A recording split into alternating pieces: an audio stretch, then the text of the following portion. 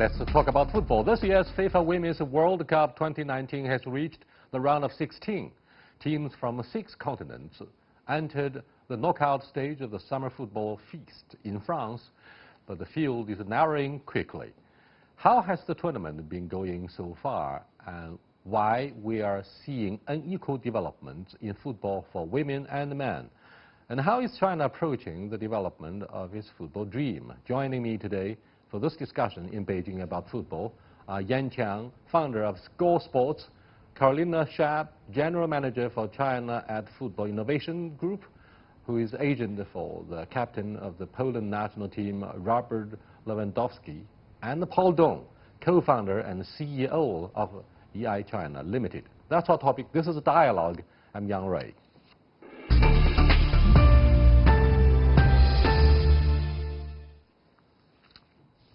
Women's team has reached the level of 16 at this moment. What are your impressions about the tournament in France so far? Sha. Well, it is still very early to judge the tournament. As you said, it's round of 16, so plenty of things can still happen. I can say that the involvement and the media attention and the audience, basically, that is interested in this year's World Cup is growing in numbers. As I read recently, the FIFA estimation is this is going to reach 1 billion viewers, basically, by the end of the tournament, which is quite a significant number. So I believe people are more and more interested in females football. Well, the Chinese are well known for getting nationalistic and to have the strong sense of nationalistic rivalry during this season of football, be it female or male. Forget about the gender. But what is your prediction for the final results regarding the Chinese performance? I think once again in the next round, knockout round between China and Italy, China would be again like an underdog in terms of both ranking and also its shape so far into this tournament, especially after China's performance. I can't see tears or anger in your eyes. Well, I'm quite all right with any result. It's been tortured for years. Well, it's China. As a Chinese fan, you support them without any condition. That's a true patriotic zealotry. But what are your feelings about women's performance? I think technically it's the best ever World Cup, and like Carolina mentioned, the global audience figure and publicity-wise, even sponsorship-wise, this is the best ever World Cup. But talking about the actual attendance of the group stage matches is really, really low than expected. And there was one rule: we cannot believe in any FIFA figures. Even they predicted there would be 1 billion global views. You cannot trust them because FIFA predicted, for average attendance of this World Cup in the group stage would be more than 20,000, but the actual attendance figure was something like maybe a bit more than 12,000. So the actual involvement of the French audience, the World Cup is being held is not that good.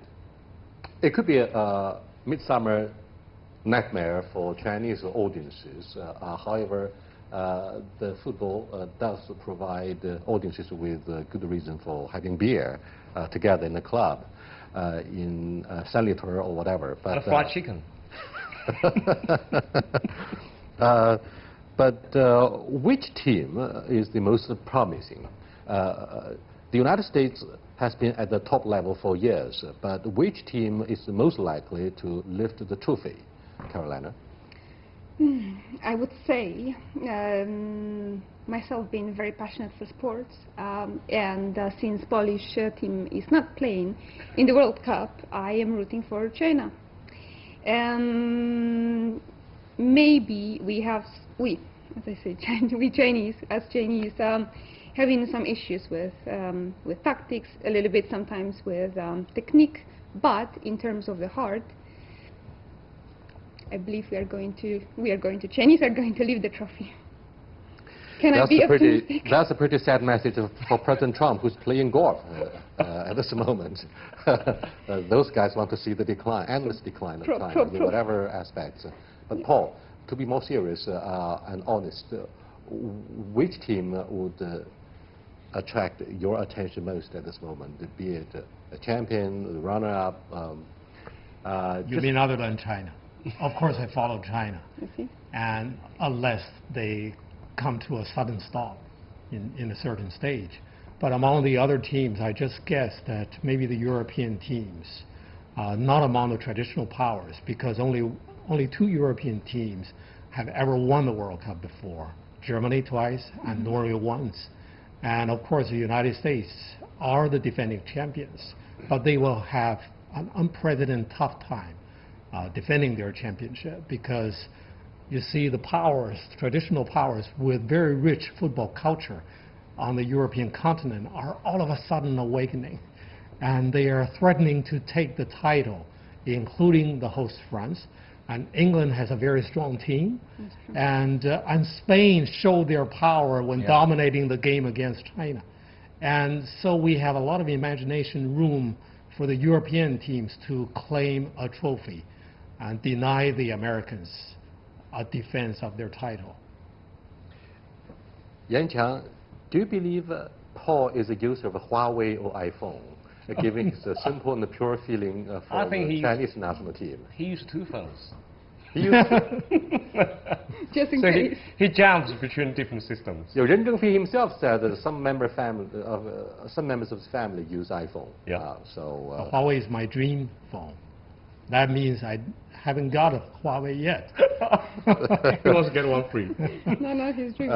Well, we have released the license for 5G, so pretty soon you're going to use a brand new Huawei iPhone. When it came to the imbalance of football between men and women, Carolina, this is a very embarrassing issue, by the way. I don't think it will compromise my pleasure for the weekend, but it is often pointed out that a female or a male professional footballer, not necessarily a star, could earn multiple times of that of a good female player. What causes this big pay gap? Is that a serious gender discrimination, or is it just purely an issue of market forces? I believe, myself, I wouldn't go as far as to call it a gender discrimination.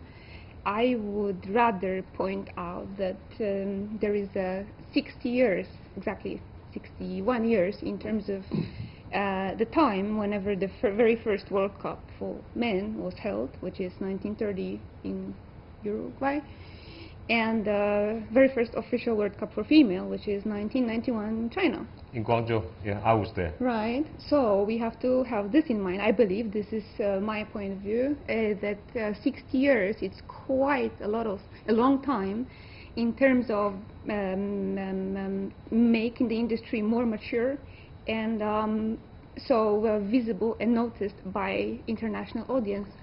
So, but I believe it's going to be the same way, like with tennis or athletics or Olympics in general, let's say. The pace are going to be equal eventually, but you know, it's not going to happen over a decade or 2, I believe. So we need time. You know, China is known for its ping-pong diplomacy and it's the normalization of the bilateral relationship back in 1972 when Richard Nixon came over, and exactly 40 years ago, Jimmy Carter helped normalize the official ties. Having said this, Paul, are you surprised that Poland boasts of 200 female football teams?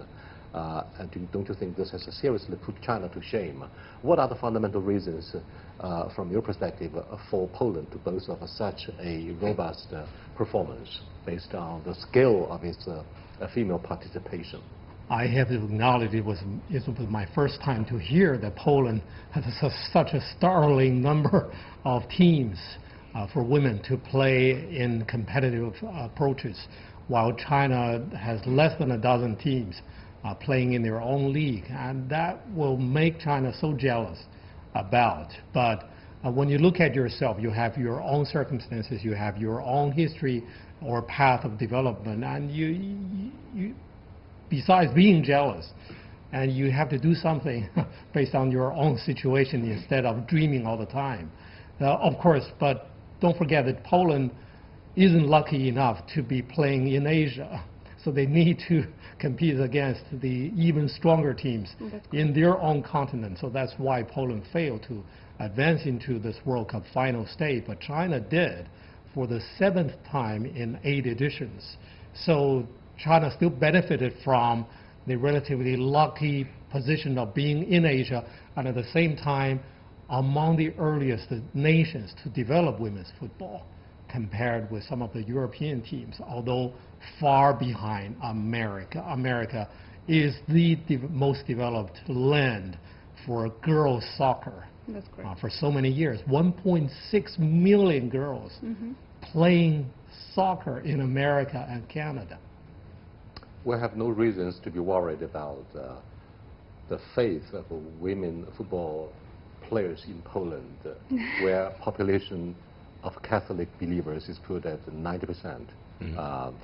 So I wonder, Caroline, if Pope John Paul II has left a legacy or a political will, Poles should stand up on football, and therefore you have the strength of faith.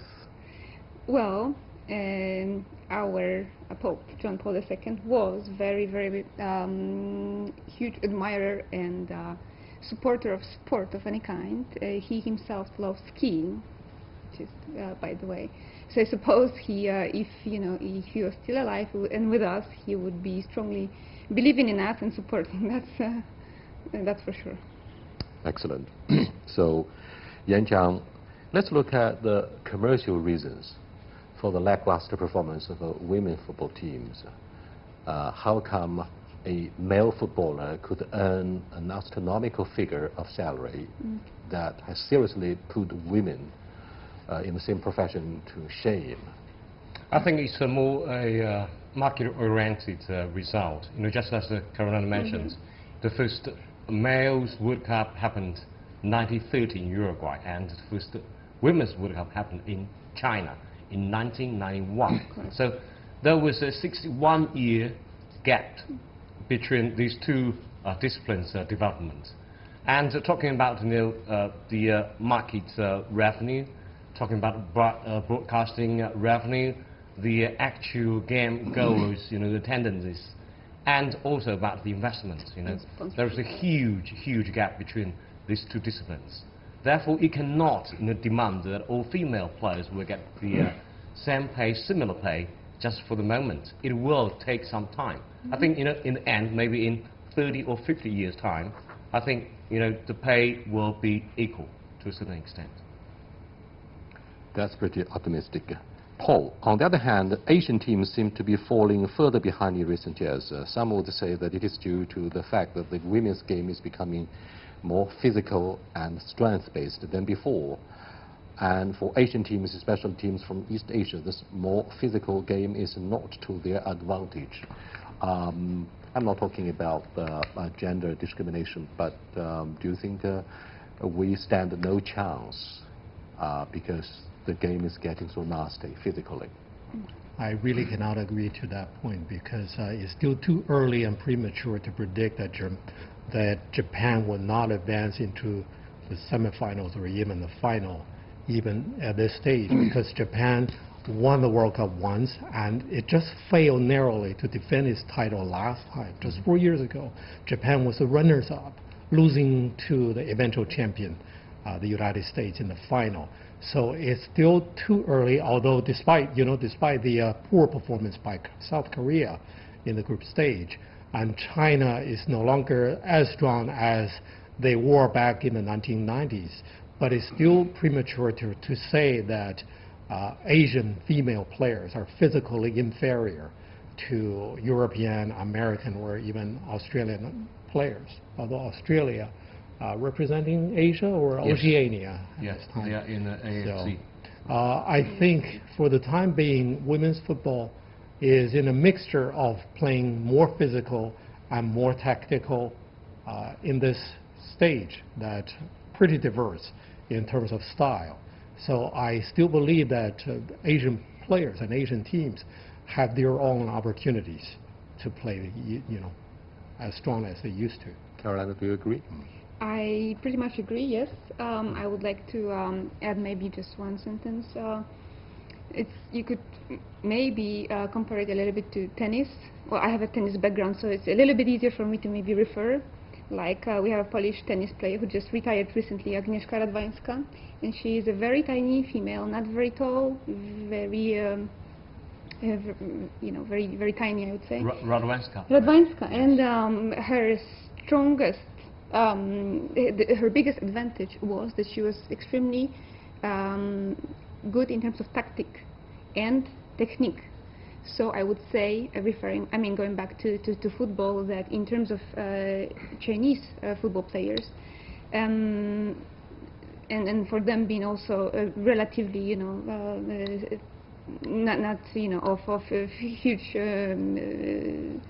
musculature and the growth, I would concentrate on tactics and techniques mostly, and I think that would help win every single game. Actually. That's a good point. That's a good point. Paul, is it possible for China to go back to what happened in 1999, and despite the shadow of the tragic bombing of Chinese embassy in Belgrade, President Jiang Zemin and his American counterpart, Bill Clinton, were both watching the breath-holding performance of their individual women football teams, and they were competing for number 1 and number 2. What would you say about this kind of political attention for the rise of women football? Well, I think I can imagine that the Americans even prefer to have a stronger rival from China, because a rivalry between two of the biggest powers in the world, I mean America and China, would be more fascinating than America playing against another country. But unfortunately, Chinese women's football still lacks that foundation of demographic foundation of getting more girls, more female players to compete so that they can stay on that level. The past 20 years, America remained one of the most formidable teams in the world, while China couldn't even win the title in Asia now. So I think it will be a very long way for us to expect the next time that China, competes and threatens the American team. But that's really memorable moment, of course. Back in 1999, one of the most ever watched, not only for football, but for any game among women players to be recorded in the history of sports. Yan Qiang, yesterday once more. What would you say that? I would say, overall, football is a great, heroic industry in China, because we have so few people in the industry, and we still could qualify for the Women's World Cup. Paul mentioned there were maybe more than 1.6 million girls from the age of 12 to 17 playing regular football. That means twice a week of soccer in the United States. How many in China? I would say the figure would be less than 10,000. But we still could compete in the World Cup. This is something glorious. It's isolated glory, but it's still very heroic. Yeah, I absolutely agree. I think this would be not only the climax of women's football this year in France. I would expect it to be the beginning of a very high time for women's football, because I absolutely agree with the head of FIFA predicting that women's football will develop by itself in a very different game, not by copying men's football, because it will attract a great number of new fans of football without, at the expense of fans for men's football. It will create new fan base. What would you say about the alleged scandal of Pradini, the former head of the football team in France? He was charged with the corruption. Do you think this is likely to cast a shadow on the prospects of France winning the title? I think the investigation is still going on. Yeah, that was actually an attack on the former France president, Sarkozy. So Platini, Nicolas Sarkozy. Yeah, Platini was the kind of scapegoat for them. I'm sorry for That's your personal view. Platini was my hero when he was playing. Me as well. Well, I can hardly believe that the football match could be politically motivated and politically charged. Let's look at, say, international players and their contributions to the remote prospective success of a Chinese women's football team. That's why you are brought here to China. Now, do you believe, for example, European football clubs could come to our help? Well, since quite a few years already, we've been noticing that more and more clubs are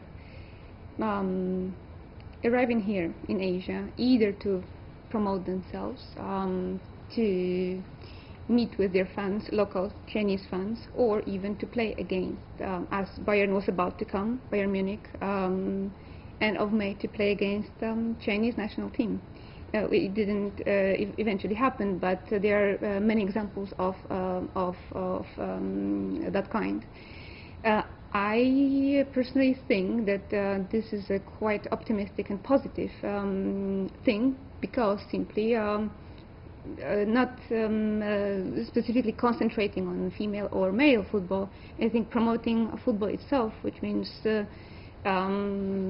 making it more recognized, making people understand more and what kind of emotions and what kind of aspects are related, and what this kind of sport is actually you know, what can offer. And then I think it's just very you know, it's a big inspiration, and I think it's simply a positive. Commercial incentives aside, let's look at a possible dialogue between you guys and the Chinese parents. Let's look at the importance of football kids. Let's turn to Japan for inspirations, where the level of a primary education for football culture is so impressive, Yanqiang. What can you tell us about the attention that the Japanese authorities attached to primary football education even from 100 years ago? Yeah, they put football and overall sport as one of the most important parts of the whole national education system. You know, that's the different philosophy of the whole society. And football, according to the Japanese people, they regard them as the best team sport, to educate kids through this disciplined team sport of the virtues of teamwork, leadership, discipline, respect, and self-respect. I think that's the beauty of the overall football philosophy in their system of education. And do you think discipline, which is one of the hallmark merits of Japanese national character, has been able to carry this nation forward, particularly in the arena of male football competition? Paul? Well, it's absolutely the very obvious phenomenon that we cannot deny. But while arguing that, you know, the Chinese people are Chinese, it's a huge population. It has its own unique culture. You don't have to force yourself to be exactly as disciplined as the Japanese. Of course, you need to enforce such a discipline as a team when competing against your enemies or your, you know, other powerful teams. But I think China or Chinese people have their own characteristics. But I think it's a very interesting you know, learning curve to ride, that even with the visiting European teams coming to Beijing, coming to China, Shanghai, and other cities, we have experienced this for many years, more than a dozen years. And even the road outside of my residential compound is called the Real Madrid Road, because Real Madrid visited that place to you know, entertain Chinese fans. But the subtle difference between Chinese people being excited about these European stars is still subtly different from that in Japan and South Korea. So, you know, the star players from Europe find themselves more comfortable settling down in Tokyo and Seoul, and that's a very interesting lesson for us to experience. But this will take us more and more years to really feel the culture of adapting ourselves into world football. And I think, yeah, Japan is kind of ahead of us, but China is catching up very quickly. And South Korea has put us to shame as well. Yanqiang, what do you want to say? Yeah, coming to the point of all these European big powerhouse clubs visiting China, I think, you know, the bottom line for all these clubs is they're looking for potential commercial revenue from China. They don't really care about, you know, the grassroots youth development of football in China. I think, you know, of course, the Caroline might disagree because she has some, linked benefits with Bayern Munich or other clubs. For a nation that loves so deeply, madly the piano, like Chopin, you can't humiliate their motivation to cultivate a sense of football culture in Chinese market, right? No, I just wanted to say, not necessarily. I have no association with Bayern Munich. I just mentioned Bayern Munich because I have association with one of the players who was recently here in Beijing.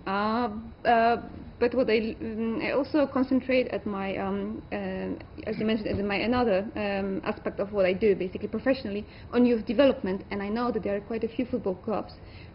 For example, Ajax Amsterdam. They are really actually sending proper and decent coaches here.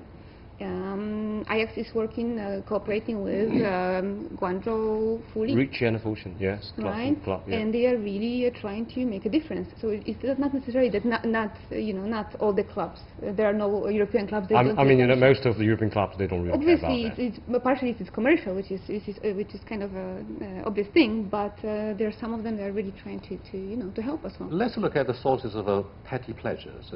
These is for young kids. Now, they'd rather spend more time on online games than in gyms or in the green pitches for football pleasures. Do you think we should accuse Ma Huateng, founding chairman of Tencent, for seducing our kids with so much online game instead of encouraging our kids to play football, to play great in the football matches?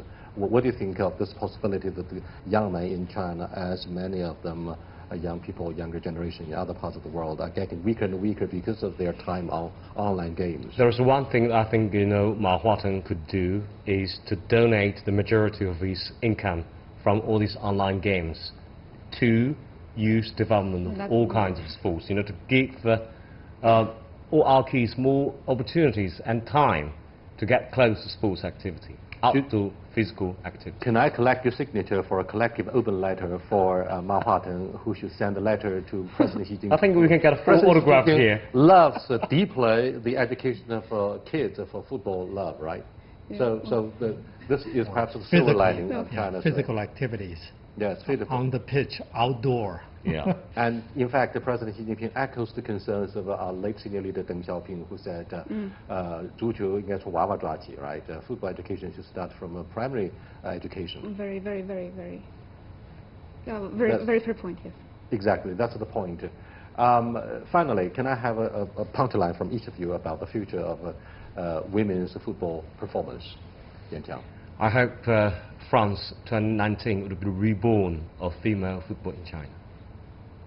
Can we expect to have reincarnation of a women's football team like in 1999? Can we return? I think even in terms of market value, women's football will flourish very quickly. And of course, the biggest markets will still be one in America and the other in China.